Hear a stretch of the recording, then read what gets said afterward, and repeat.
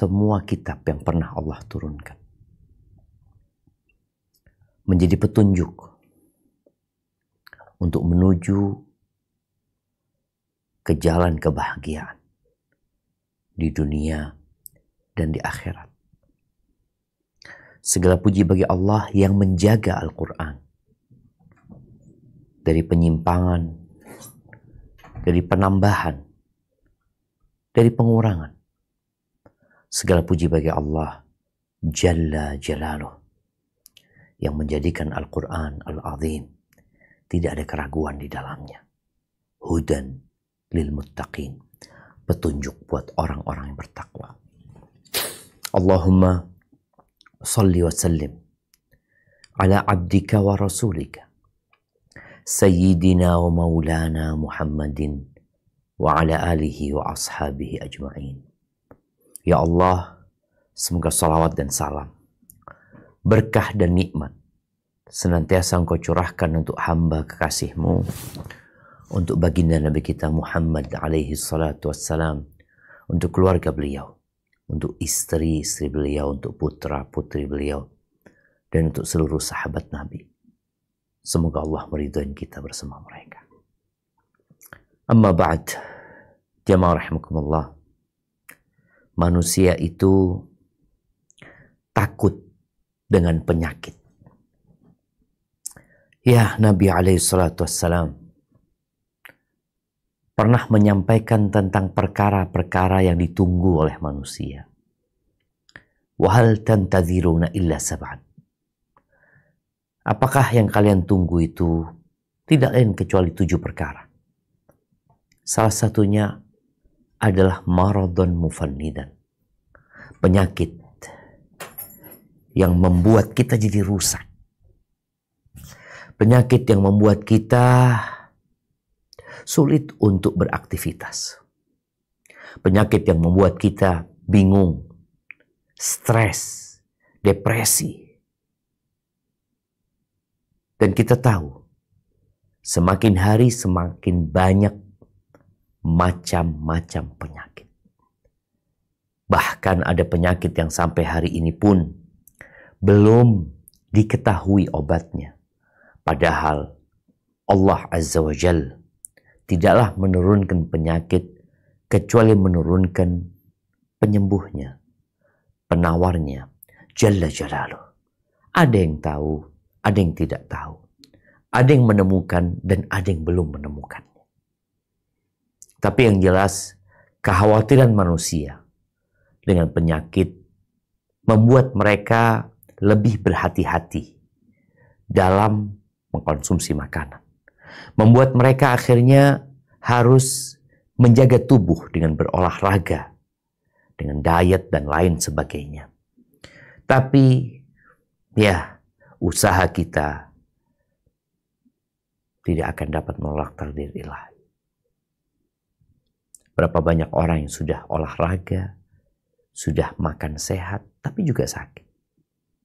Mau tidak mau, dia harus berobat. Penyakit datang untuk menghapuskan dosa, untuk mengangkat derajat, untuk mengembalikan manusia ke jalur yang sahih. Dan di antara obat untuk penyakit tersebut, apapun penyakitnya, baik itu penyakit mental atau penyakit fisik, baik itu penyakit yang berurusan dengan dunia kita atau urusan akhirat kita, Allah sudah turunkan penyembuhnya. Tapi sebagian kita nggak percaya.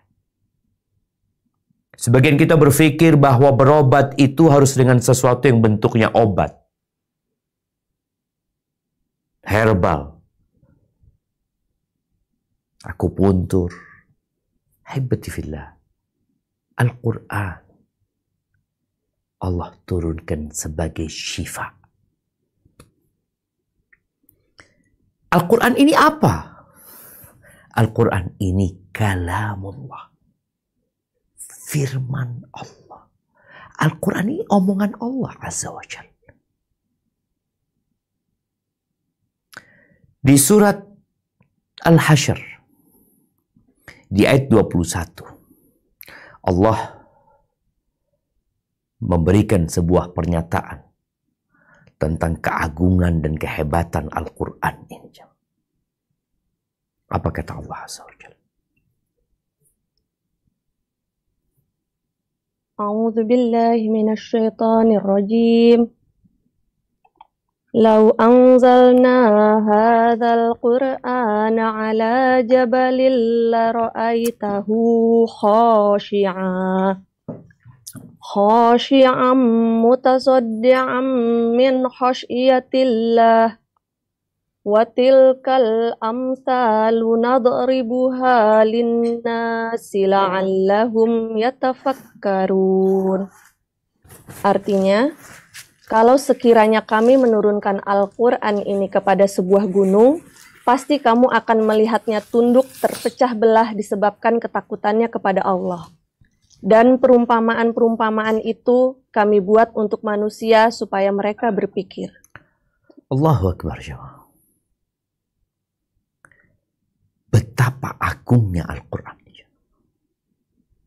Kalau Allah turunkan ke gunung, gunung itu akan tunduk, terbelah. Kenapa? Karena Quran ini firman Allah Azza wa Jalla. Yang apabila Allah berkehendak sesuatu, Allah tinggal mengatakan kun. Dengan ucapannya, Allah mengatakan kun fayakun. Jadi. Tapi banyak di antara kita yang belum menghargai Al-Quran sebagaimana semestinya. Banyak di antara kita yang mungkin hanya berpikir membaca Al-Quran ya di bulan Ramadan saja. Setiap hari dia olahraga. Setiap hari dia makan dengan menu sehat. Setiap hari dia mengkonsumsi vitamin dan macam-macam supaya dia sehat, supaya penyakitnya hilang ini dan itu. Kenapa kau nggak baca Quran? Padahal Quran ini penyembuh. Gunung aja hancur. Makhluk yang sangat kuat, yang sangat kokoh, yang kalau kita melihat gunung itu, kita kecil di bawahnya.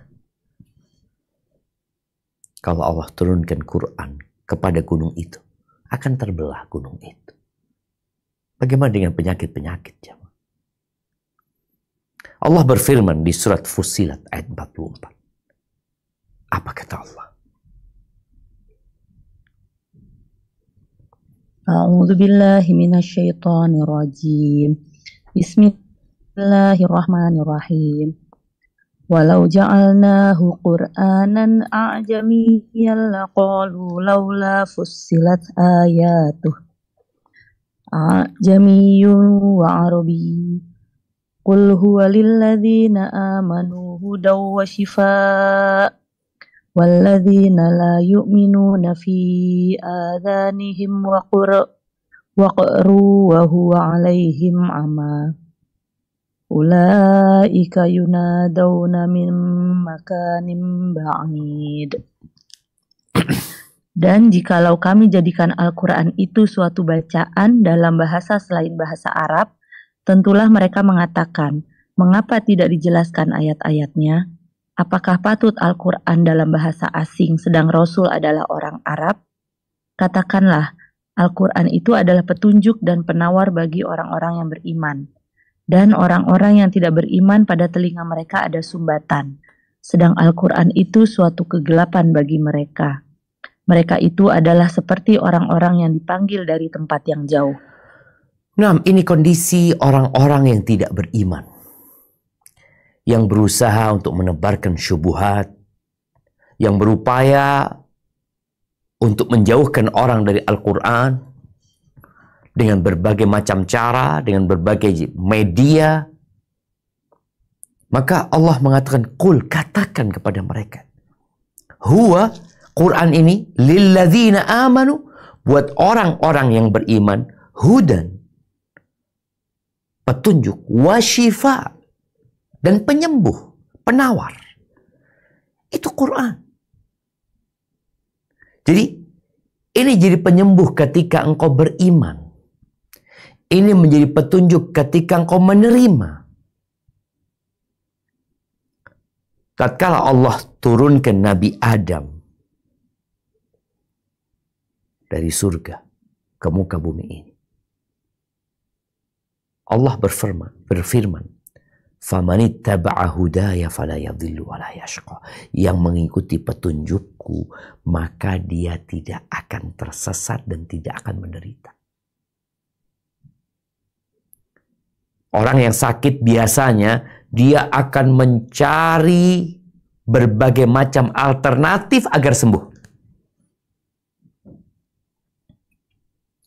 Dia nggak berpikir lagi halal haram. Dia nggak berpikir lagi boleh tidak boleh. Yang dia pikirkan bagaimana aku bisa sembuh. Bagaimana penyakitnya diangkat. Loh, padahal obatnya ada di Al-Quran. Tapi tatkala orang berpaling dari Al-Quran, bagaimana dia akan mendapatkan petunjuk? Apakah orang yang sembuh dari penyakitnya itu pertanda orang itu mendapatkan petunjuk? Berapa banyak orang-orang yang sembuh tapi nggak lama ya mati juga. Hidupnya tetap menderita. Karena tatkala seorang berobat dengan Al-Quran, membaca Al-Quran, mentadabburi Al-Quran, seberat apapun penyakit dia akan jadi tenang. Subhanallah. Itulah Al-Quran. Di surat Yunus ya, Allah menjelaskan lagi kalau Quran ini penyembuh. Di surat Yunus ayat 57. Apa kata Allah Azza wa Jal? Memanggil umat manusia, bukan hanya yang beriman. Apa kata Allah? A'udzu billahi minasy syaithanir rajim. Ya ayyuhan nasu qad ja'atkum mau'izatum mir rabbikum wa shifaa'un lima fis suduri wa hudaw wa rahmatul lil mu'minin. Artinya, hai manusia, sesungguhnya telah datang kepadamu pelajaran dari Tuhanmu dan penyembuh bagi penyakit-penyakit yang berada dalam dada dan petunjuk serta rahmat bagi orang-orang yang beriman. Barakallahu fiik. Kita lihat di ayat sebelumnya, Allah menyebutkan bahwa Quran ini hudan wa syifa, petunjuk dan penyembuh buat orang-orang yang beriman. Di ayat ini, Allah menyebutkan bahwa dia itu penyembuh bagi penyakit-penyakit yang ada di dalam dada. Di sini dapat difahami, ini penyakit mental. Quran menyembuhkan. Tapi di ayat sebelumnya lebih umum lagi. Penawar untuk segala penyakit. Dan Allah memanggil umat manusia telah datang kepada kalian. Pelajaran. Dari Tuhan kalian. Ini firman Tuhan. Bukan kumpulan karya manusia. Ini firman Allah Azza wa Jalla. Sehingga pelajaran itu datang dari Tuhan kalian. Dan penyembuh buat apa-apa yang di dalam jiwa. Petunjuk dan rahmat buat orang-orang yang beriman. Artinya mereka yang dapat manfaat dari Al-Quran yang beriman. Dapat menyelamatkan diri mereka dari api neraka. Menebarkan dan menurunkan kedamaian dan sakinah di dalam kehidupan mereka. Apa gunanya orang berharta, berlimpah ruah ketika dia bingung, cemas. Kasur yang nikmat pun tidak dapat membuat dia pulas tidurnya. Akhirnya dia harus mengkonsumsi obat tidur. Ada apa sebenarnya? Quran ini penyembuh. Ahibbatifillah, yang terakhir berkaitan dengan ayat yang mengandung penjelasan tentang Quran ini syifa. Firman Allah di surat Al-Isra ayat 82. Apa kata Allah Azza wa Jalla? A'udzu billahi minasyaitonir rajim. Wa nunazzilu minal Qur'ani ma huwa shifaa'un wa rahmatul lil mu'minin. Wa rahmatul lil mu'minina wa la yazidudz zalimina illa khasara. Dan kami turunkan dari Al-Qur'an suatu yang menjadi penawar dan rahmat bagi orang-orang yang beriman. Dan Al-Quran itu tidaklah menambah kepada orang-orang yang zolim selain kerugian. Barakallahu fiik. Syekh Abdurrahman As-Sa'di rahimahullahu ta'ala, beliau mengatakan, Quran itu mencakup penyembuh dan kasih sayang. Menyembuhkan dan di situ ada rahmat. Tapi bukan untuk setiap orang. Untuk siapa? Untuk orang-orang yang beriman dan percaya dengan ayat-ayat Al-Quran. Yang mengamalkan Al-Quran tersebut. Adapun buat orang-orang yang zalim, yang nggak percaya, yang tidak mau mengamalkan, maka ayat-ayat Al-Quran tidak akan menambahkan kepada mereka kecuali kerugian. Ahibati fillah, setelah kita mendengarkan ya ayat-ayat yang menjelaskan dengan tegas bahwa Al-Quran itu penyembuh, bahkan penyembuh yang paling sempurna untuk seluruh penyakit, baik mental, fisik, dunia, dan akhirat. Tapi banyak orang yang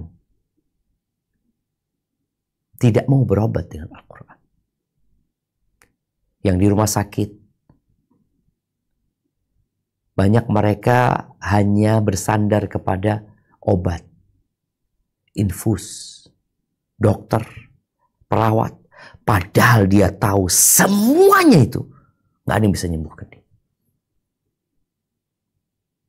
Kita memilih dokter yang paling ahli. Kita memilih rumah sakit yang paling bagus. Kita memilih peralatan yang paling canggih. Pertanyaannya, siapa yang menyembuhkan kau? Tanyakan kepada dokter. Tanyakan kepada pihak rumah sakit. Tanyakan kepada pembuat obat. Apakah mereka dapat menyembuhkan? Nggak ada yang bisa menyembuhkan. Allah yang menyembuhkan. Maka Nabi Ibrahim mengatakan, wa idza maridtu fahuwa yashfin. Kalau aku sakit, dia yang menyembuhkan. Dan keyakinan ini harus ada di dalam jiwa setiap mukmin. Wa idza maridtu fahuwa yashfin. Kalau aku sakit, dia yang menyembuhkan aku. Siapa yang menyembuhkan? Allah Azza wa Jalla. Dan Allah menyebutkan Quran ini penyembuh. Engkau percaya enggak? Sebagai umat Nabi Muhammad alaihissalam, maka kalau engkau nggak percaya, diragukan keimananmu. Karena kita akan melihat bagaimana Nabi mempraktekkan Al-Quran sebagai penyembuh. Bagaimana para sahabat mempraktekkan Al-Quran sebagai penyembuh. Sebagai ruqyah. Jadi ada orang yang percaya sama Al-Quran. Dia mengkaji, dia menghafal, dia menekuni, mentadabburi, tapi berobat nggak mau deh. Maka mereka termasuk orang-orang yang meninggalkan Al-Quran. Apa kata Allah Azza wa Jalla di surat Furqan ayat 30? Nah, silakan dibaca. Bismillahirrahmanirrahim. Waqala ar-rasulu ya rabbi inna qaumi ittakhadhu hadzal qur'ana mahjura. Berkatalah Rasul, ya Tuhanku, sesungguhnya kaumku menjadikan Al-Quran itu sesuatu yang tidak diacuhkan. Nah, diabaikan sama mereka. Di antara bentuk tidak mengacuhkan Al-Quran adalah tidak mau berobat dengan Al-Quran. Dia berpikir nggak bisa buat berobat. Loh, kok nggak bisa buat berobat? Dari tadi ayat-ayat itu dibaca. Bagaimana Nabi SAW mempraktekannya. Namun di sini kita perlu belajar tentang cara dan metode yang tepat dalam berobat dengan Al-Quran. Ada dua perkara. Yang pertama dari sisi yang sakit, dari sisi yang ngobatin dengan Al-Quran. Dari sisi yang sakit, dia harus yakin bahwa Al-Quran obat. Al-Quran penawar. Al-Quran syifa. Dia harus yakin. Kemudian bersungguh-sungguh. Setelah dia yakin, dia bersungguh-sungguh membaca Al-Quran demi penyembuhan dirinya. Para ulama mencontohkan adanya orang-orang yang mungkin berobat dengan Al-Quran lalu dia nggak sembuh, ya kok nggak sembuh-sembuh. Mereka mengatakan boleh jadi dia nggak yakin. Atau dia sudah yakin, tapi boleh jadi kurang banyak bacanya. Obat dokter aja, dia udah dikasih obat. Ada obat itu yang dikonsumsi sampai mati. Ada obat yang dikonsumsi 3 hari terus cukup. Ada yang enggak, ada yang 7 hari. Kalau kita lihat antibiotik ya, kadang-kadang dokter ngomong harus habis. Di sini sebagian kita baca Quran, tapi dia ya kalau bicara apa istilahnya obat itu takarannya ya resepnya kadang-kala nggak pas gitu. Kalau ternyata butuh 3 hari engkau baca. Ada yang butuh 1 tahun, 1 tahun ya 1 tahun. Ada yang 3 tahun, 3 tahun. Sebagaimana tadi disebutkan, ada yang sampai mati jemaah. Dia mengkonsumsi obat. Kalau dia berhenti minum obat, tambah parah dia. Bahwa ternyata obat itu ada dampaknya. Nah, disinilah orang membaca Al-Quran. Mereka mencontohkan tadi yang sampaikan, seperti orang yang berperang, melawan musuh. Dia harus punya senjata yang kuat.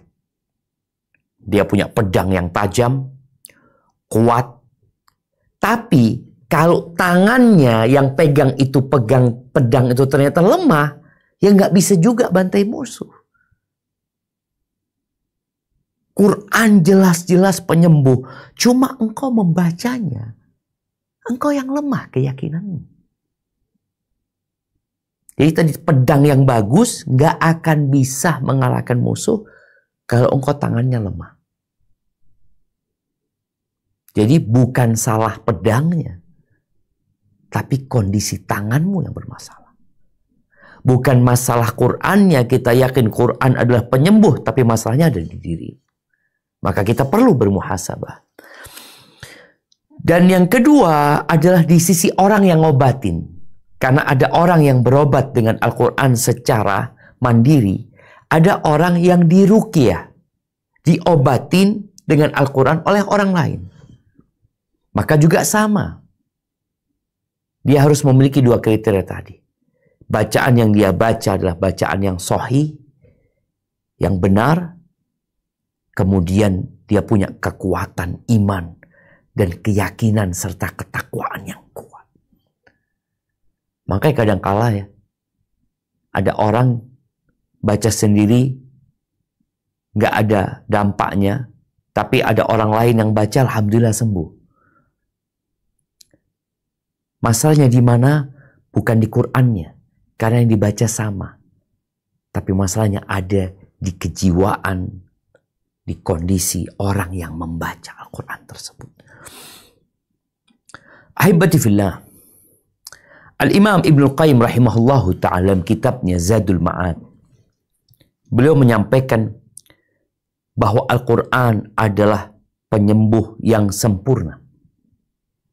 Asy-syifa at-tam min jami'il adwa, Beliau sebutkan dari segala penyakit. Mau penyakit jiwa, mau penyakit fisik, mau penyakit-penyakit dunia, mau penyakit-penyakit akhirat. Wa ma kullu ahadin, beliau menyebutkan, tidaklah setiap orang itu ahli dan dikasih petunjuk untuk berobat dengan Al-Quran. Nggak semua orang. Apabila orang yang sakit itu dengan cara yang baik berobat dengan Al-Quran, dan obatnya itu ditaruh di tempat sakitnya dengan jujur dan penuh keimanan, menerima dia, yakin bahwa Quran itu penyembuh, maka apabila syarat-syarat itu terpenuhi, insya Allah penyakitnya akan hilang. Ya bagaimana mungkin ya penyakit itu melawan firman Allah Azza wa Jalla. Kemudian beliau menyebutkan firman Allah yang kalau diturunkan ke gunung, gunung itu akan hancur.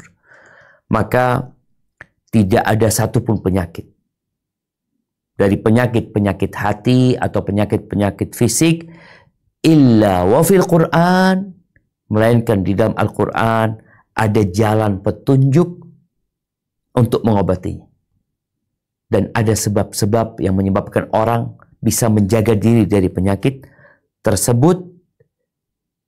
Liman razaqallahu fahman fi kitab. Ini untuk orang yang Allah kasih pemahaman yang benar tentang Al-Quran Al-Azim. Ahibati fillah. Ya kalau orang dengan Al-Quran gak sembuh, mau cari penyembuh dari yang mana?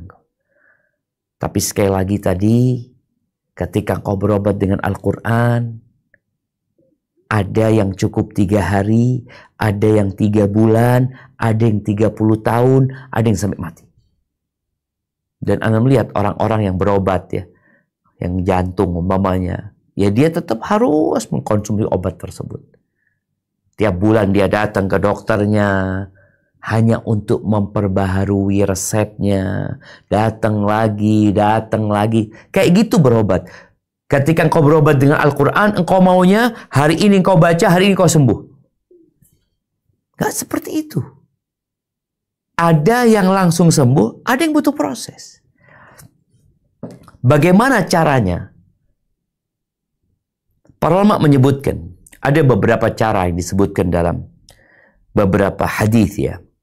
Yang pertama dengan membacakan Al-Quran, kemudian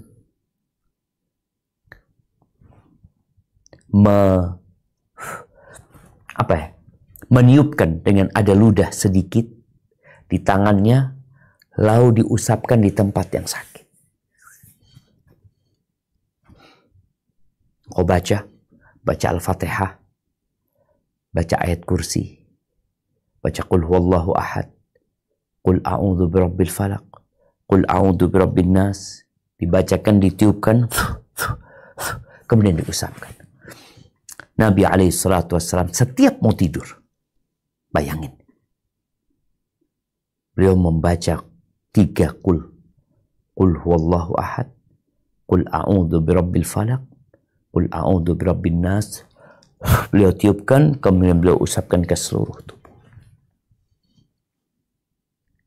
Ini bentuk pengobatan kita dengan Al-Quran dan mencari penjagaan supaya kita dijaga sama Allah Azza wa Jalla. Fisik kita, tubuh kita, kepala kita, tangan kita, kaki kita. Tiap malam bayangin Nabi SAW melakukan hal itu. Antum berapa kali mengamalkan itu? Kita kadang-kala capek.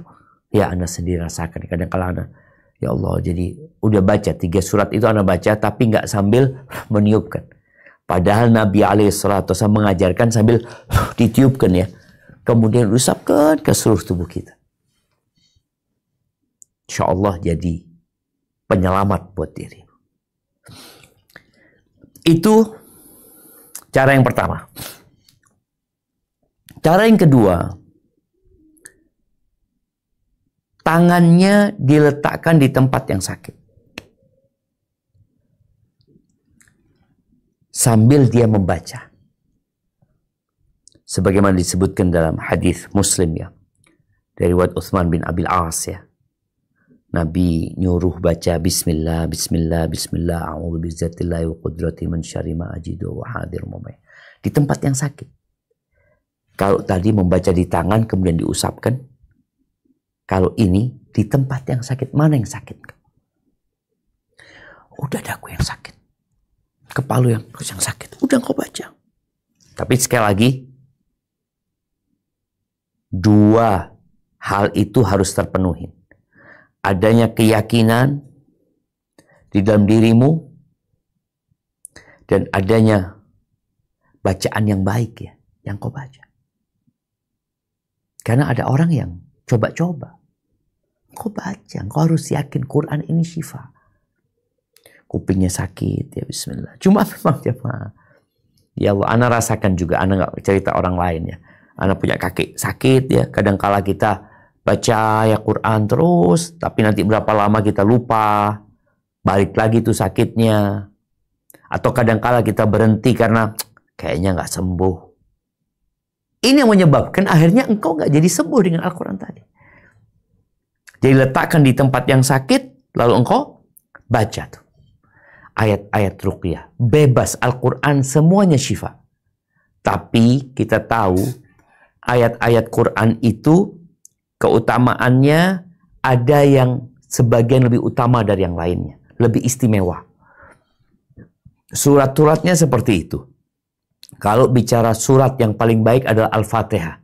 Yang diantara namanya Asy-Syafiyah, yang menyembuhkan. Bahkan yang di ruqyah, yang dibacakan Al-Fatihah itu orang kafir sembuh juga. Karena yang membacanya.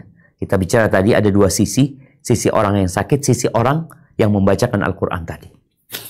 Jadi Al-Fatihah. Kemudian ada Qul huwallahu ahad, Qul a'udzu birabbil falaq, Qul a'udzu birabbin nas ya. Kemudian ada beberapa surat yang memiliki keutamaan tersendiri. Kalau ayatnya, maka ayat yang paling mulia dalam Al-Quran adalah ayat kursi. Taib. Itu cara yang kedua tadi ya. Cara yang pertama ditiupkan, diusapkan ke seluruh tubuh. Cara yang kedua di tempat yang sakit dibacakan saja tanpa ditiup. Cuma dipegang, dibacain. Kemudian cara yang ketiga, yaitu ditiupkan di tempat yang sakit. Ya, kemudian diusap dengan tangannya. Ambil diusap ya, di tangannya itu. Taib, di antara cara yang lainnya adalah, ini mungkin cara yang sering kita lihat, yaitu membacakan ayat-ayat Quran itu di air. Di air, ada yang di madu, ada yang di minyak, apalah yang mungkin dikonsumsi sama manusia. Kemudian setelah dibaca, dia meniupkan di situ sambil ada ludah sedikit. Ini cara yang keempat. Apa dalilnya? Syekh bin Baz rahimahullahu ta'ala, beliau ketika ditanya tentang hukum meniup di air ya, atau di minuman yang lainnya, beliau mengatakan la haraja fir ruqyah fil ma, nggak apa-apa. Ruqyah di air itu nggak apa-apa. Kemudian dia minum air tersebut. Atau bahkan beliau mengatakan summa aw yaghtasil fi, mandi. Atau dia mandi dengan air yang dibacain tadi. Semua itu nggak apa-apa kata beliau. Kemudian beliau mengatakan waqad sabata, dan disebutkan bahwa Nabi SAW meruqyah Thabit bin Qais bin Syammas fi ma'in, di air, kemudian ditiupkan, kemudian disiramkan kepada Thabit ibn Qais. Ibn Muflih rahimahullahu ta'ala, beliau mengatakan rubbama i'talaltu, boleh jadi aku pernah sakit ya, fayakhudh abi qadhan fihima, bapakku, ayahnya Ibn Muflih ini seorang alim ulama ya, dia ngambil gelas air, fayaqra'u alaih, kemudian dia baca di gelas tersebut, kemudian dia nyuruh aku minum, isyrab, dan nyuruh aku untuk membasuh wajahku dan tanganku. Dan Abdullah ibn Imam Ahmad rahimahullahu ta'ala, dia pernah melihat bapaknya tadi membaca di air, kemudian meminumnya dan menyiramkan ke tubuhnya. Ini diperbolehkan. Berdasarkan tadi beberapa dalil yang disebutkan. Taib, ada satu masalah jemaah, ini yang diperselisihkan oleh para ulama ya. Insya Allah yang tadi itu diperbolehkan, masalah menulis ayat-ayat Quran itu di gelas. Umpamanya nulis ayat kursi di gelas ya, pakai tinta atau di piring ya. Kemudian piring itu disiram air, lalu airnya diminum atau dibuat mandi. Ini diperselisihkan oleh para ulama masalah ini. Sebagian mengatakan itu adalah hal bid'ah. Seperti Ibnul Arabi, beliau berpendapat itu hal yang termasuk bid'ah. Bahkan beliau mengatakan wahya bid'atun minasyaitan. Tapi sebagian salafus soleh membolehkan. Seperti adanya riwayat dari Abdullah bin Abbas radhiyallahu anhu, di mana Ibnu Qayyim dalam kitabnya Zadul Ma'ad beliau mengatakan wara'a jama'atun minas salaf, dan telah berpendapat jamaah dari kaum salafus saleh bahwa ayat-ayat Quran itu ditulis cuma diminum. Ada riwayat dari Mujahid ya, ada riwayat dari Abi Qilabah. Kemudian Al-Imam An-Nawawi rahimahullahu ta'ala dalam kitabnya Syarh Al-Muhadzab ya, Al-Majmu' fi Syarh Al-Muhadzab, beliau mengatakan lau kutibal Quran fi ina, kalau Quran itu ditulis di satu wadah, kemudian dicuci wadahnya, kemudian diminum buat orang yang sakit. Dan ada pendapat, ini adalah pendapat Hasan Al-Basri, Mujahid, Al-Auza'i, Abu Qilabah mengatakan nggak apa-apa, tapi An-Nakh'i membenci hal itu. Tapi secara madhab Syafi'i, beliau mengatakan nggak apa-apa, sampai dikatakan kalau Quran itu ditulis di manisan, di kue ya, kemudian dia makan, itu diperbolehkan. Ini menurut pendapat yang satu. Kemudian Syekhul Islam rahimahullahu ta'ala Ibnu Taimiyah mengatakan boleh. Beliau berpendapat termasuk boleh ditulis ya, buat orang yang sakit atau baik itu ayat Al-Quran atau zikir-zikir yang lainnya dengan tinta yang suci, kemudian dicuci, kemudian diminum. Ahibati fillah, ini masalah ada khilaf di antara para ulama. Ana sampaikan hal ini supaya kita jadi faham mana seharusnya nanti yang diambil ya. Beliau juga mengatakan, diriwayatkan dari Ibnu Abbas, kalau seorang wanita sulit melahirkan, maka hendaklah menulis Bismillah, la ilaha illallahul halimul karim, subhanallah rabbil arsyil azim, alhamdulillahi rabbil alamin. Kemudian firman Allah di surat An-Nazi'at ayat 46, ka'annahum yawma yarawnaha lam yalbathu illa 'ashiyatan aw duhaha. Terus yang di surat Al-Ahqaf ayat 35, ka'annahum yawma yarawna ma yu'adun lam yalbathu illa sa'atan min nahar balaghun fal yuhlaku illa al-qaumul fasiqun. Taib, kemudian di sini disebutkan beberapa athar yang membolehkan hal itu dari Abdullah bin Abbas radhiyallahu ta'ala anhu. Taib, bagaimana caranya? Ini ana bacakan ya. Kemudian setelah ditulis, diminum oleh yang sedang sulit lahiran ini. Nah, kemudian dipercikkan di pusarnya ya. Dan ada juga riwayat Abdullah putranya Imam Ahmad melihat ayahnya menulis buat seorang wanita. Tapi ala kulli hal, berkaitan dengan yang menulis ini, memang kalau dilihat nggak pernah dipraktekkan oleh Rasul Sallallahu Alaihi Wasallam, sehingga kemudian jadi perdebatan di antara para ulama. Setelah anak kaji, anak pelajari, lebih baik enggak. lebih baik dibacakan daripada menulis. Karena tadi ada perselisihannya di antara para ulama. Kalau membacakan selesai. Sepakat para ulama kalau kita memang meruqyah itu dengan membacakan. Bukan dengan menulis kemudian diminum. Dibacakan. Karena istilah orang yang membaca.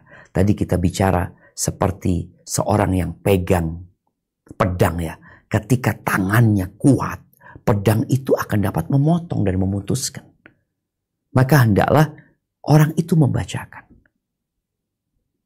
Ada mungkin yang menulis di kertas kemudian dicelupin ya seperti itu. Ini modelnya sama dengan yang diperselisihkan oleh para ulama. Jadi intinya kita berobat dengan Al-Quran dengan cara yang pertama membacakan kemudian meniupkan di tangan kita, atau membaca ruqyah dengan memegang tempat yang sakit, atau dengan meniupkan di tempat yang sakit, atau dengan membacakan di dalam air atau madu atau apa ya, kemudian itu diminumkan atau dibuat disiramkan kepada orang yang sakit.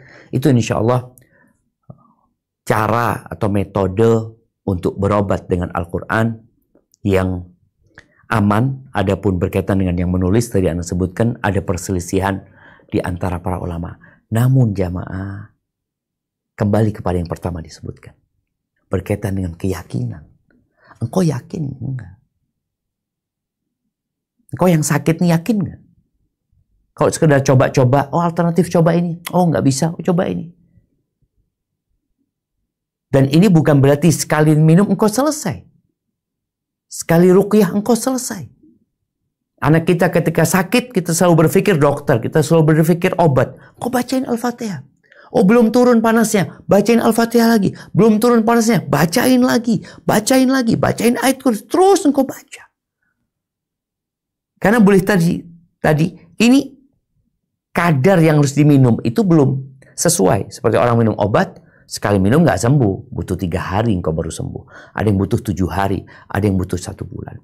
Barakallahu fiik, itu mungkin yang bisa kita kaji pada kesempatan kali ini dalam pembahasan tentang berobat dengan penyembuh yang sangat sempurna, yaitu Al-Quran yang merupakan firman Allah Jalla Jalal. Anda kembali ke moderator untuk memandu jalannya tanya jawab. Barakallahu fikum. Alhamdulillah, jazakallahu khair wa barakallahu fiik Ustadz untuk tadi pencerahan dan kajiannya juga dan ilmu-ilmu yang telah kami dapatkan. Dan kita akan mulai dengan pertanyaan pertama Ustadz. Nah, tafadhali. Assalamualaikum warahmatullahi wabarakatuh Ustadz. Izin bertanya, apakah membacakan Al-Quran pada air zam-zam ataupun air hujan juga termasuk sebagai pengobatan untuk air juga Ustadz? Gimana pengobatan untuk air? Maksudnya pengobatan melalui air. Melalui air, oke siap. Yang air zam-zam dan air hujan. Nah, barakallahu fiik. Ya, kalau bicara media yang digunakan untuk membacakan Al-Quran di sana, boleh jadi tadi air zam-zam. Di samping air zam-zam ini air yang sudah berkah ya. Nabi SAW mengatakan ma'u zam-zam 5 syuribalahu. Air zam-zam itu tergantung niat meminumnya. Maka insya Allah kita akan dapat berkah yang lebih ketika yang diminum adalah air zam-zam. Air hujan sama artinya. Kita mau air hujan, mau air galon, mau air apa. Memang ada yang menjelaskan tentang air hujan ini kan ma' mubarak ya. Air yang berkah. Nah, air yang berkah yang Allah turunkan dari langit ke bumi ini. Sehingga menumbuhkan tumbuh-tumbuhan, memberikan penghidupan kepada manusia. Jadi itu termasuk media. Boleh jadi tadi bukan hanya air. Orang madu umpamanya. Kemudian bagaimana makanan yang dimakan ya. Artinya boleh jadi orang itu anaknya sakit nih. Anaknya sakit mau disuapin bubur. Dia bacakan ke bubur yang hendak disuapkan kepada. Nggak ada masalah. Itu menjadi salah satu cara dengan media air atau media makanan. Hadza wallahu a'lam bissawab. Jazakallah khair Ustaz. Pertanyaan berikutnya Ustaz.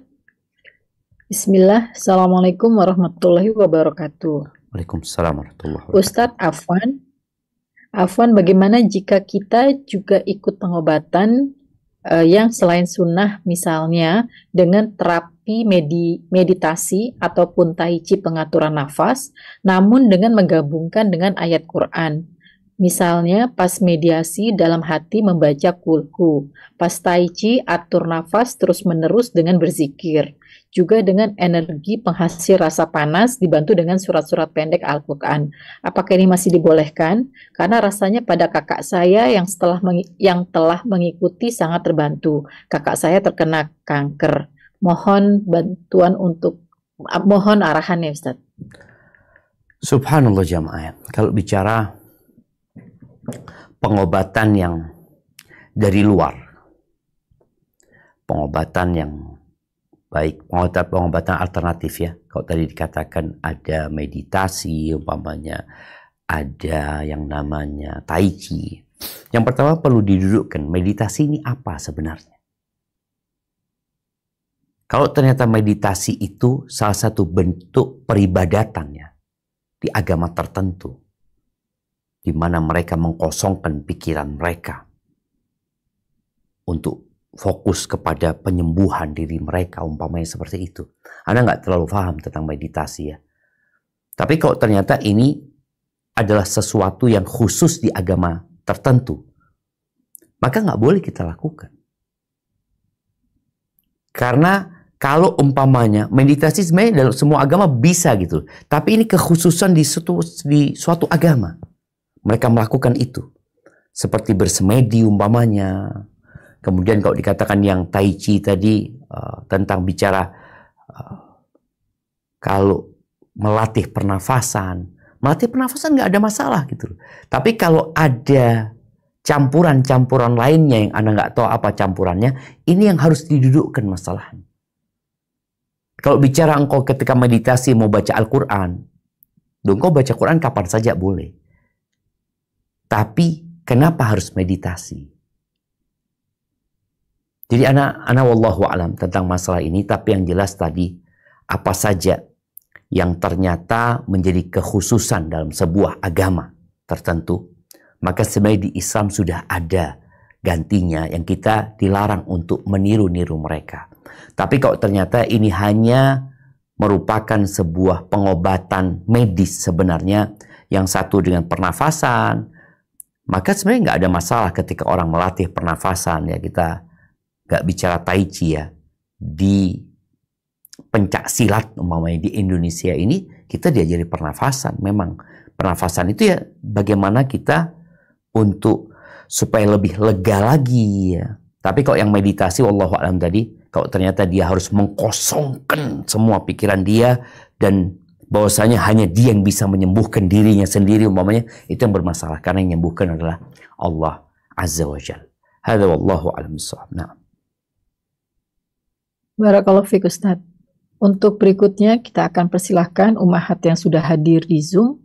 Afwan mohon satu pertanyaan dan sebisa mungkin sesuai dengan topik. Tafadholi untuk Ummu Muhammad.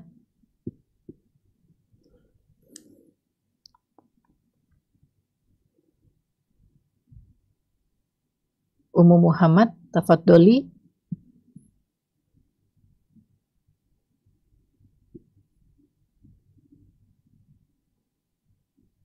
Assalamualaikum warahmatullahi wabarakatuh, Ustaz. Waalaikumsalam warahmatullahi wabarakatuh. Ahlan wa sahlan. Barakallahu fiik. Nah, Ustaz, Ana mau bertanya soal Al-Quran. Jadi, Ana pernah mendengar katanya kalau kita menyimak orang yang membaca Al-Quran itu, maka sama dengan membaca. Seandainya begini, ada 4 orang akhwat, dia dalam satu halaqah hafalan juz 30. Jadi ada teman yang satunya membaca ya, membaca hafalan itu dengan tidak melihat Al-Quran, sementara teman yang tiganya menyimak. Tetapi ada satu teman yang satu kita tunjuk untuk mengkoreksi jika memang dia salah di dalam membaca hafalannya itu. Yang duanya tetap menyimak dengan tidak bersuara. Menyimak dengan buka Al-Quran? Tidak, karena ini hafalan. Enggak, yang menyimaknya. Menyimaknya juga tidak melihat karena sudah sama-sama hafal insya Allah. Oke, siap. Jadi ada yang setoran, ada yang menyimak dengan tidak melihat Al-Quran. Tapi ada yang menyimak dengan pegang Quran. Salah satunya ada. Oke, satu menyimak dengan pegang Quran. Berarti kan, oke, siap. Nah, yang jadi pertanyaan, mengkoreksinya itu yang tidak memegang Al-Quran begitu. Karena insya Allah dia sudah mungkin hafalannya begitu. Apakah itu termasuk sama dengan membaca, Ustaz? Mohon penjelasannya, jazakumullahu khairan. Masya Allah, barakallahu fiik. Ya, ahibati fillah. Ini pembahasan tentang menyimak, membaca dengan hafalan, dan ada membaca dengan melihat mushaf. Yang membaca dengan melihat mushaf itu lebih utama daripada yang membaca lewat hafalan, menurut pendapat sebagian para ulama. Karena ketika orang membaca, dia itu matanya memandang kepada ayat-ayat Allah Azza wa Jalla, lisannya berucap apa yang dia baca, ada suara yang keluar dari lisannya, telinganya mendengar. Kita lihat sekarang ya, dia melihat, lisannya mengucapkan, kemudian dia mendengar. Jadi yang beribadah itu ada banyak. Adapun orang yang membaca lewat hafalannya, maka dia hanya lisannya dan telinganya. Dua, lisannya berucap, telinganya mendengar. Adapun yang hanya menyimak, maka dia hanya telinganya yang sedang beribadah. Artinya beribadah sedang mendengarkan Al-Quran tersebut. Kalau bicara mana yang lebih utama, insya Allah tadi dengan penjelasan itu semoga bisa difahami. Allah Azza wa Jal menyuruh kita menyimak ya. Wa idza quri'al Qur'an fastami'u lahu wa ansitu la'allakum turhamun. Apabila dibacakan kepada kalian Al-Quran, maka dengarkan. Dengarkan dan perhatikan agar kalian mendapatkan rahmat. Tapi apakah sama? Wallahu a'lam, sepertinya nggak sama. Yang mendengarkan saja. Apalagi tadi ada tambahan yang menyimak tapi melihat. Dia telinganya mendengar, matanya memandang itu ayat-ayat. Berbeda dengan yang hanya mendengar saja. Tadi yang juga membaca lewat hafalan, berbeda dengan yang membaca lewat mushaf. Makanya sebagian ulama ketika di bulan Ramadan mereka lebih mengutamakan baca dengan mushafnya. Hadza wallahu a'lam bishawab. Nah. Barakallahu fiik Ustaz. Pertanyaan berikutnya diambil dari Zoom juga. Afwan Ustadz, apakah ada efek atau hasil yang berbeda jika membaca Al-Quran dengan syifa, dengan tartil, atau cara yang benar-benar dengan cara yang hanya sekedarnya? Ini juga ada yang bertanya, apakah juga kita harus paham mengenai isi dari Al-Quran yang kita baca, ataukah apakah kita harus juga sudah mengamalkan ayat tersebut baru bisa itu cukup efektif untuk sebagai obat? Barakallahu fiik. Nah, ahibati fillah. Kalau bicara apakah ada bedanya? Iya, ada bedanya. Antara yang membaca dengan biasa-biasa saja dengan membaca yang suaranya indah. Karena Allah itu mendengarkan. Allah itu senang mendengarkan orang yang bacaannya indah. Sehingga diperintahkan kita, zayyinul Qur'an bi aswatikum. Hiasin Al-Quran dengan suara kalian. Ada beberapa hadis yang mengatakan laisa minna man lam yataghanna bil Quran, bukan termasuk dari kami mereka yang tidak mengindahkan bacaan Qurannya. Artinya orang yang baca biasa-biasa aja, ya boleh dia dapat pahala gitu. 1 huruf 10 kebaikan. Tapi ketika dia membaca dengan suara yang indah, yang mau tidak mau akhirnya mungkin kalau dia baca biasa-biasa saja dia dapat 1 halaman, tapi kalau dengan suara indah dia dapat 1/2 halaman. Mana yang lebih utama? Yang 1/2 halaman. Karena dia membaca dengan suara yang indah, plus biasanya dia mentadabburinya. Dia hidup bersama apa yang dia baca. Maka lebih utama kita tadi ketika membaca Al-Quran, usahakan ya tidak cepat-cepat ya, dibaca dengan tartil, dibaca dengan keyakinan, plus mentadaburi, tentunya berbeda. Ada orang yang cuma baca ayatnya tanpa maknanya. Dia insya Allah dapat pahala, dapat hadiah, tapi untuk dapat hidayah, itu harus paham artinya. Harus mengetahui maknanya. Dan ini pula yang akan membuat dia lebih yakin lagi jemaah ketika baca itu. Seperti tadi orang yang pegang pedang, lebih kuat lagi dia menggunakan pedang tersebut karena tangannya sudah kuat. Hadza wallahu a'lam bissawab. Nah. Jazakallah khair Ustaz. Berikutnya kita akan berikan kesempatan dulu untuk yang sudah raise hand. Ukhti Idar, tafadholi untuk satu pertanyaan. Assalamualaikum warahmatullahi wabarakatuh. Waalaikumsalam warahmatullahi wabarakatuh. Ahlan wa sahlan. Naam, tafadhali.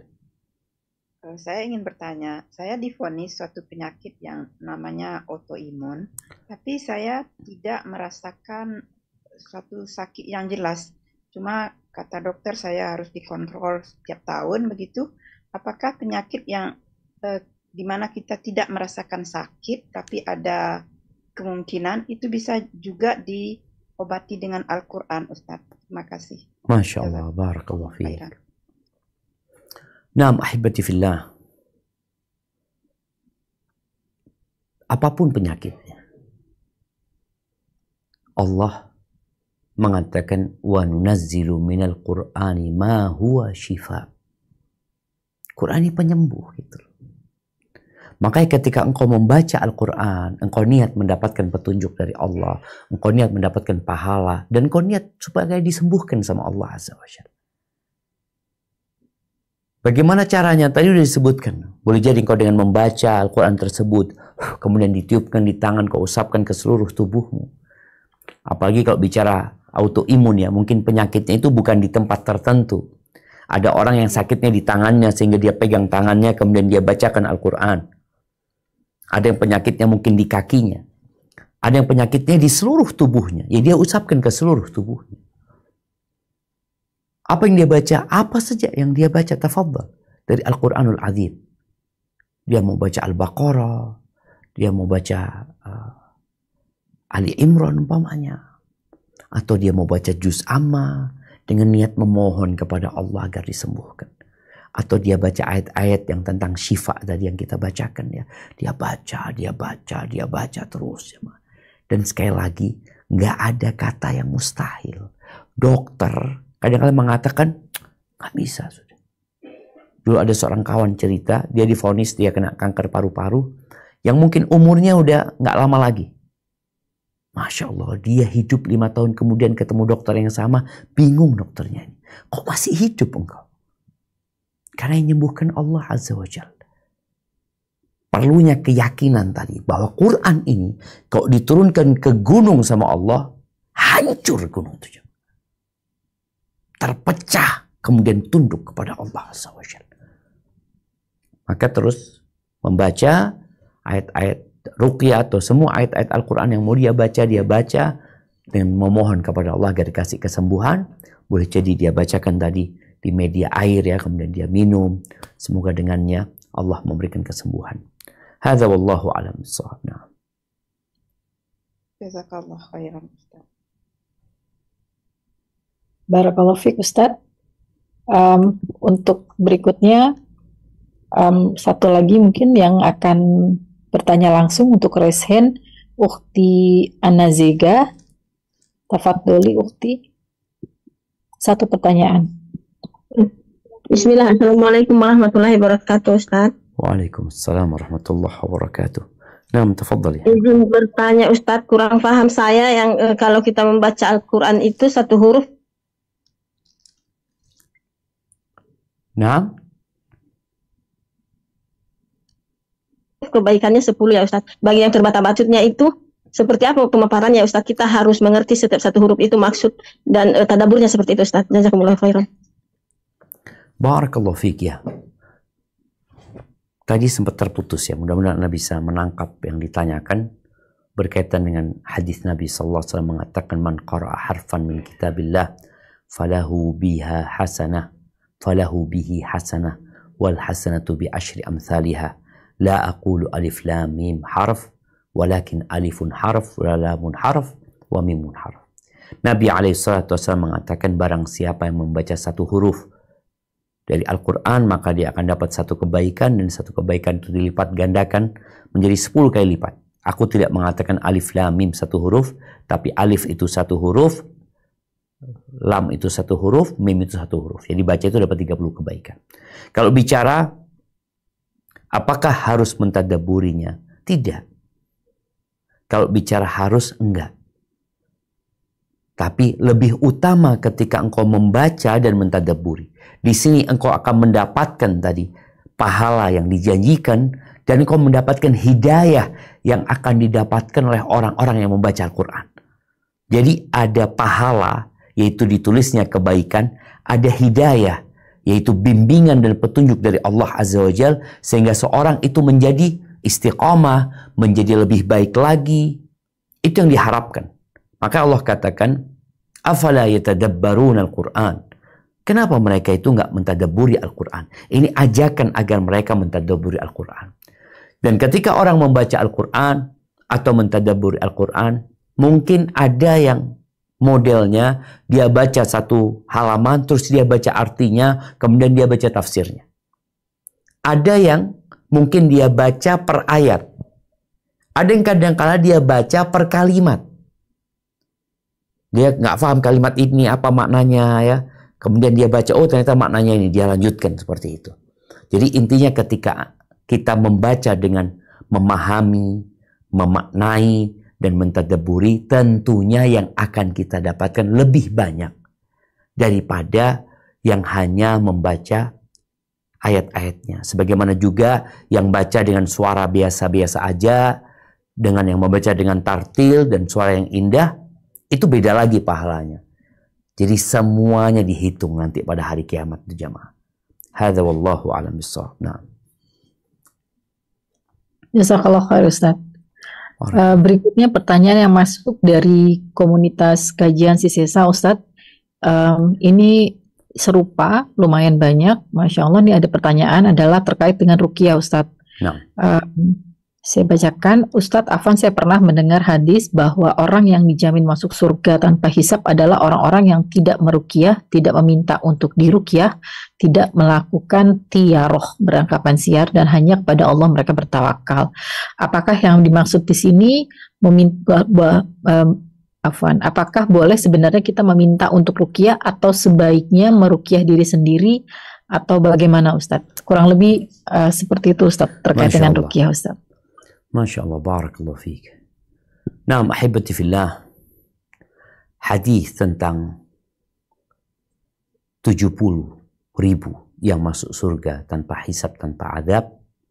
Nabi alaihissalatu wasallam menyebutkan kriteria mereka, humul ladzina la yastarqun wa la yatatayyarun wa la yaktawun wa ala rabbihim yatawakkalun.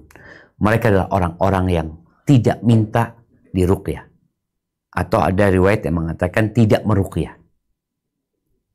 Mereka orang-orang yang tidak tatayur, mereka yang tidak berobat dengan kai, dengan besi panas, dan mereka adalah orang-orang yang bertawakal kepada Allah Azza wa Jalla. Bagaimana hukum ruqyah sebenarnya?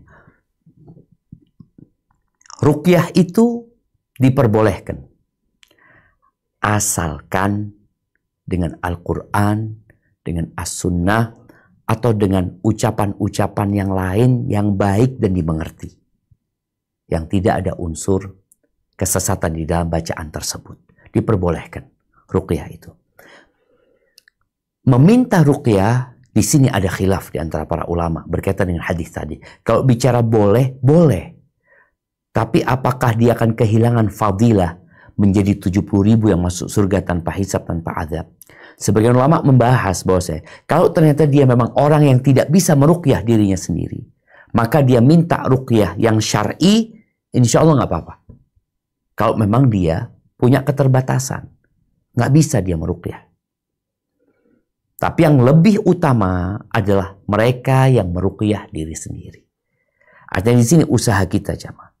Bagaimana tatkala kita sakit, ya ada orang-orang yang insya Allah bisa meruqyah diri sendiri. Tapi ada orang-orang yang kemasukan jin, nggak bisa dia diajak ngomong, nggak bisa. Maka solusinya memang diruqyah sama orang. Maka kita bantu nih orang yang perlu diruqyah, kita ruqyah. Kalau dia bisa ruqyah sendiri, maka lebih diutamakan dia meruqyah diri sendiri. Dan yang tidak butuh ruqyah, jangan coba-coba ruqyah. Artinya kadang-kala ada acara ruqyah massal, orang kepingin diruqyah lah. Engkau boleh jadi tadi keluar dari kriteria yang masuk surga tanpa hisab, tanpa azab. Engkau minta diruqyah. Padahal engkau bisa meruqyah diri sendiri dan engkau nggak ada apa-apa gitu. Tapi tatkala kondisimu memang tadi perlu diruqyah, ya, dan kondisimu engkau juga nggak bisa meruqyah diri sendiri, nggak ada masalah. Tapi tetap yang lebih utama orang itu meruqyah dirinya sendiri agar dia benar-benar nggak termasuk yang kehilangan kriteria yang masuk surga tanpa hisab, tanpa adab tadi. Hadza wallahu a'lam bissawab. Barakallahu fiik Ustaz. Masih ada waktu Ustaz? Tafadhali, na'am. Berikutnya saya bacakan Ustaz.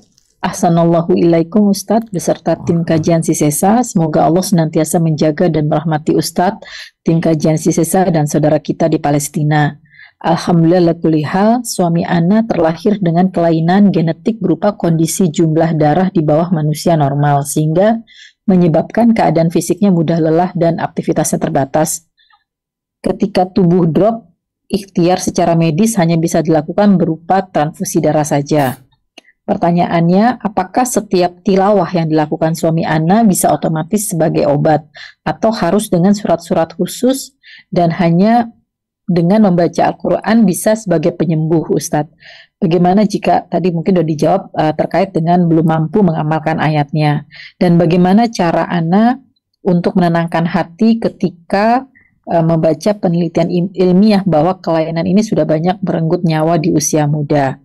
Dan satu lagi, bagaimana untuk menenangkan karena suami tidak mengizinkan Ana untuk bekerja karena suami juga kerja online di rumah. Masya Allah. Barakallahu fiik. Nah, ahibati fillah, kalau bicara penyakit ya, maka yakinlah bahwasanya tidak ada penyakit ma anzalallahu da'an illa anzalalahu syifa. Tidak ada penyakit kecuali Allah turunkan obatnya. Cuma ada yang faham, ada yang nggak faham. Ada yang udah ketahuan, ada yang belum ketahuan. Tapi yang jelas Allah turunkan obatnya. Kecuali kematian ya, ketika orang sudah datang waktunya yang mau diobatin seperti apa nggak bisa. Kemudian perlu diyakini juga bahwasanya kematian itu nggak ada hubungannya dengan sakit. Ada orang nggak sakit ya mati. Ada orang sehat luar biasa mati. Ada orang sakit nggak mati-mati. Sehingga kita tahu bahwasanya semua sudah ditetapkan oleh Allah Azza wa Jalla. Kalau tadi dengan penyakit ini banyak yang mati di usia muda, oke, banyak. Dan ada orang-orang yang nggak sakit itu juga mati di usia muda. Hanya saja seorang ketika kena penyakit tersendiri, ya dia harus lebih dekat sama Allah Azza wa Jalla. Karena di antara tujuan balak diturunkan agar orang itu mengetahui hakikat kehidupan ini dan dia kembali kepada Allah Azza wa Jalla. Apalagi kalau penyakitnya, obatnya belum ditemukan. Sehingga dia lebih dekat sama Allah dan lebih memohon kepada Allah Jalla Jalaluhu. Kemudian yang ketiga berkaitan dengan membaca Al-Quran. Ketika dia membaca, diniatkan untuk berobat.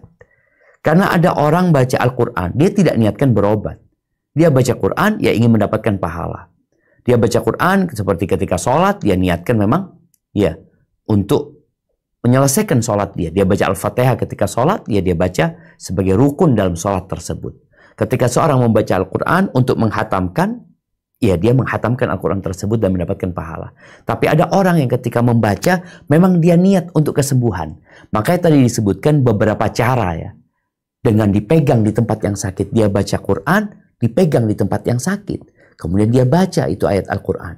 Atau dia tiupkan di tangannya, kemudian dia usapkan di tempat yang sakit. Atau tadi yang berkaitan dengan dituangkan atau dibaca di air ya.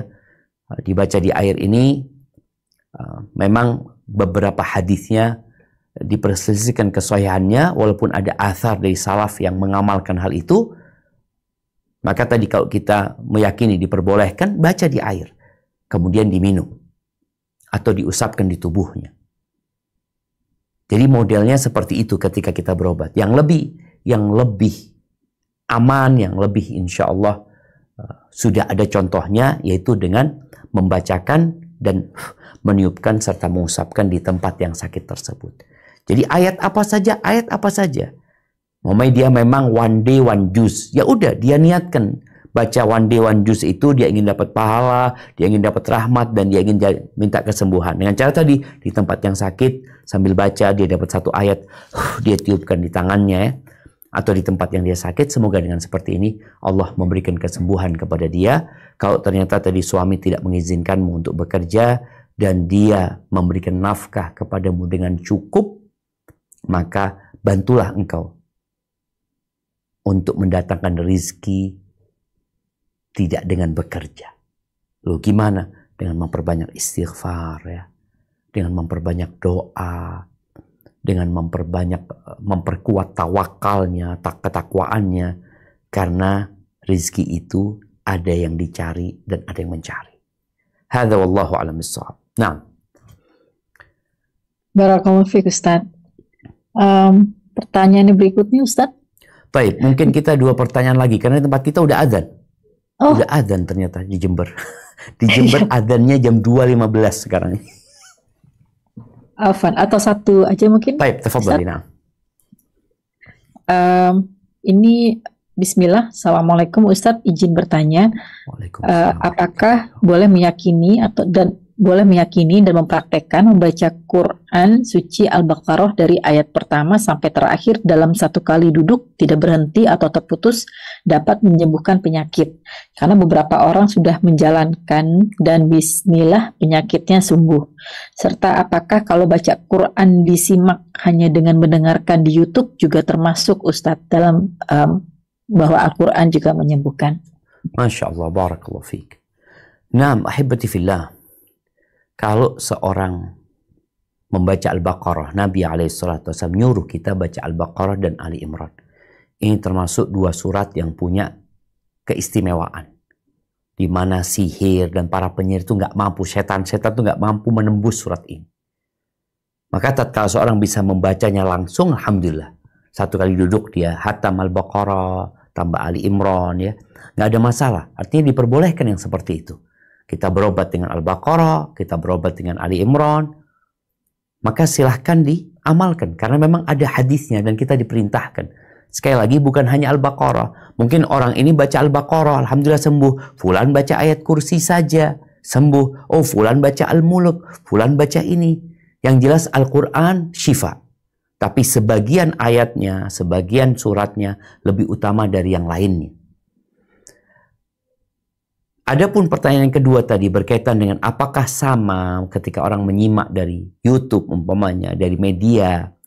Maka ada perbedaan tadi yang Anda sebutkan. Orang yang membaca dengan hafalannya berbeda dengan orang yang membaca dengan melihat mushaf.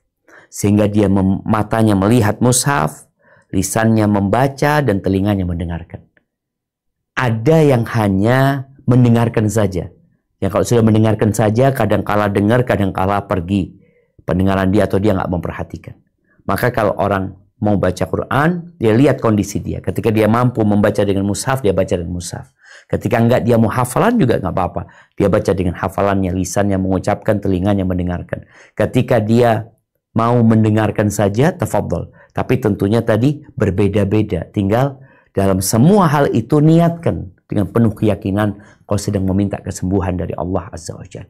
Dan kalau bisa ketika di YouTube umpamanya atau di media engkau mendengarkan sambil membaca. Artinya bukan sambil membaca, sambil melihat apa yang sedang engkau dengarkan. Apalagi kalau engkau mendengarkan kemudian melihat dan membaca artinya, itu akan semakin membuat dirimu lebih kuat lagi dan lebih yakin lagi. Seperti tadi pedang itu tajam. Tapi kalau tangan yang memegangnya lemah, maka pedang itu tidak bisa menebas. Maka kuatkan tanganmu sehingga pedang yang kau pegang bisa bisa menghancurkan dan memutuskan segala penyakit yang kau hadapi. Hadza wallahu a'lam bishawab. Itu yang dapat Anda sampaikan, kurang lebihnya mohon maaf ya, karena memang di Jember ini nggak dalam bayangan ya. Asarnya itu Anda lihat jam 2.15 atau 16 menit. Tapi Anda kembalikan ke moderator. Jazakillah khair. Semoga yang disampaikan dapat membuat kita lebih dekat lagi sama Allah Azza wa Jal, dan membuat kita benar-benar menjadikan Al-Quran sebagai pedoman hidup kita, dan diantaranya sebagai syifa, penyembuh yang sangat sempurna. Sampai berjumpa kembali. Semoga senantiasa dalam lindungan ilahi. Ana mohon undur diri. Jazakillah khair. Wassalamualaikum warahmatullahi wabarakatuh.